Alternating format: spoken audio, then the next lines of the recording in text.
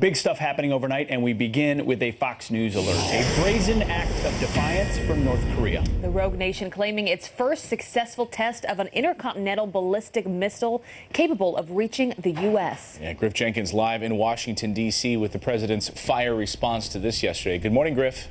Hey, good morning. Happy 4th of July, guys. It's the kind of fireworks we don't want to see. North Korea successfully launching what it claims to be an intercontinental ballistic missile capable of hitting the U.S. and countless allies, further ratcheting up tensions on the Korean peninsula. President Trump responding to the provocation on Twitter saying, quote, "North Korea has just launched another missile. Does this guy have anything better to do with his life?"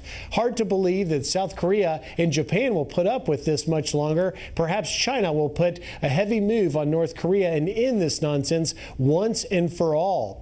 The missile was launched at 8:40 p.m. East Coast time last night. U.S. Pacific Command releasing this statement saying the missile was tracked for 37 minutes and landed in the Sea of Japan. We are working with our interagency partners on a more detailed assessment. We continue to monitor North Korea's actions closely. U.S. Pacific Command stands behind our ironclad commitment to the security of our allies in the Republic of Korea and Japan. This comes ahead of the G20 summit, the president departing tomorrow with a stop in Poland on Thursday and then Germany on Friday, where he'll meet with China's president and Japan's prime minister, both of whom he spoke with over the weekend. Ahead of this trip now, even more to discuss, guys. So the president leaving town after the fireworks tonight with much on the table. Yeah, very busy, very important week ahead. Griff Jenkins live for us. Thank you, Griff. Well, you think about that missile test. If you've got a missile that can reach the United States of America, that's a game changer. That's why this administration has said the era of strategic patience is over as it pertains to North Korea. Because if you can attach a nuclear warhead to that, that becomes an existential threat to our country. And all the more reason we've got to get China on board, because they are the one nation that can really put that pressure on North Korea. Will they listen? We thought they were. We'll see. Yeah. We need them. Well, and now the president, before he leaves for this big trip, wants to celebrate some of his accomplishments. So he took to Twitter yesterday to talk about some of the really good jobs numbers right now. Really great numbers on jobs, he tweeted, and the economy. Things are starting to kick in now, and we've just begun. Don't like steel and aluminum dumping. And he also went on to tweet, the Dow hit a new all-time high. I wonder whether or not the fake news media will so report. And that is a very fair question. I remember sometimes watching the nightly news under the Obama administration, and you would see every time it hit a record high, or often when it hit a record high, those were big headlines. Right now, under the Trump administration, we'll do our own analysis on that and look at the time spent. It's different. And I think on Saturday's show, we did highlight the Washington Post headline. Remember, Washington Post did have a headline, so Washington Post got on board with it. I think maybe even the Wall Street Journal had it as well, an all-time high. So Washington Post is like finding a unicorn, a positive Trump headline. I know, it's like trying to dig. Well, you know what? The narrative is all going to change, as Griff Jenkins was talking about this big G20 trip. President Trump leaving tomorrow, stopping in Poland, then to Germany, meeting face-to-face with Russian President Vladimir Putin. Everyone is wondering what these two are going to talk about. My concern is, as the media always does in these trips, as we saw on his first international trip, they focus on the optics. They don't focus on the substance of what they're actually talking about. They will say, you know, they shook hands, they were smiling, these two are in it together, they're best buddies.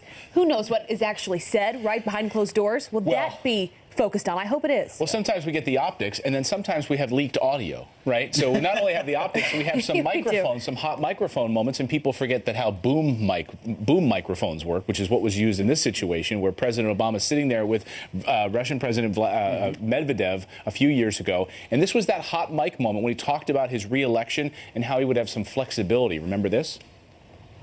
This is my last election, basically. Yeah. After my election, I have more flexibility. Yeah. I understand. I transmit this information to Vladimir. I understand. I'll transmit this information to Vladimir. And if you remember at the time, there was a lot of positive headlines about there were nuclear agreements that were being signed between the United States and Russia. Can you imagine if that was said, if a hot mic moment between President Trump and Vladimir Putin happened? I'll have more flexibility. I mean, it already is perceived as the culmination of the collusion moment, right? The two leaders meet and get to plot to their world dominance. Right. I mean, the reality is we've got very divergent interests in a lot of places. The Russians have realized that we are no friends of theirs. Right. And this White House has if they've hit a reset, they've been willing to be cold and strong with the Russians. Well, and their reports are going to talk about, of course, the importance of Syria and their relationship there and the Ukraine, and that maybe the meddling in the election won't come up. But as we often say with President Trump, you can't predict how the conversations are going to go. You can maybe have something planned beforehand, but he's going to get in there. That's just the personality that he has. Who knows what will come up? Who knows what will be said? We saw with Rex Tillerson when he met with the Russian government. It was firm on their relationship in Syria. So it wasn't as if they went over there and they were playing paddleball in the backyard together. America riding horses. Exactly, shirtless horse riding like Vladimir Putin likes to do. So they were stern with him. Well, and we heard Charles Krauthammer in the Open talk about President Trump trolling the media. He's never been afraid of the optic either. Remember, right after some of the issue of the tapes came out, or I can't remember the exact timing, he was willing to meet with the Russian ambassador in the Oval Office. Same thing here. He's not backing away from a meeting with Vladimir Putin because he's not going to let the media tell him,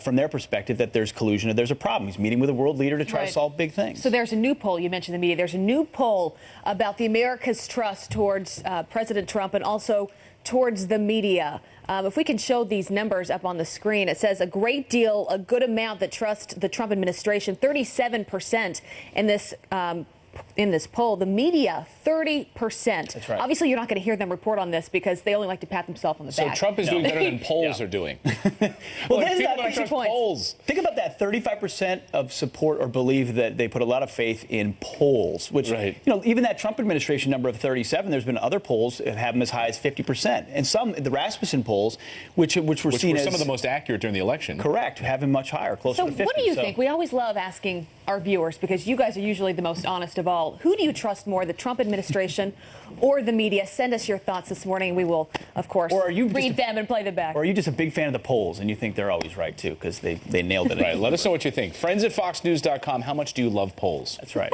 Yeah.